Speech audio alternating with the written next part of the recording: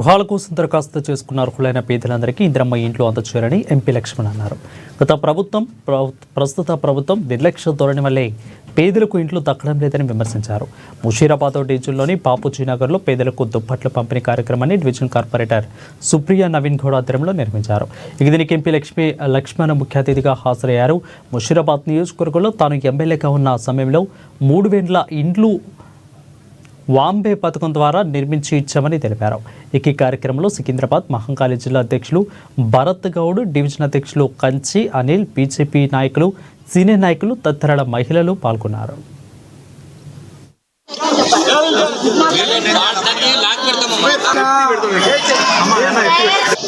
రెండవసారి ఎమ్మెల్యేగా ఎన్నికైన తర్వాత 2014లో అనేక బస్తీలో నీటి ఎద్దడి, పేద ప్రజలు ఉండేటువంటి బాపూజీ నగర్ లాంటి బస్తీలో కూడా నీటి సమస్యతో సతమతం అవుతూ ఉంటే ఆ రోజు శాసనసభ్యుని నిధుల ద్వారా ఇక్కడ పవర్ బోర్ వేసి బోర్వెల్లో ఏర్పాటు చేసిన తర్వాత మంచి నీళ్లు వచ్చిన తర్వాత కూడా చివరికి వాటర్ వర్క్స్ అధికారులు మరి ప్రభుత్వము ఆ యొక్క బోర్వెల్ ఎవరు బాధ్యత తీసుకుంటారు, నెలవారీగా దానికి అయ్యే వ్యయము ఎవరు చేపడతారని చెప్పి కేవలం బాపూజీ నగర్నే కాదు చాలా బస్తీలలో నేను ఇదే ఇక్కడ ముషీరాబాద్లో కూడా ఈ హనుమాన్ గుడి దగ్గర కూడా ఎంసీహెచ్ కాలం కూడా ఇదే పరిస్థితి, కవాడిగూడలో దోమలు కూడా ఇదే పరిస్థితి.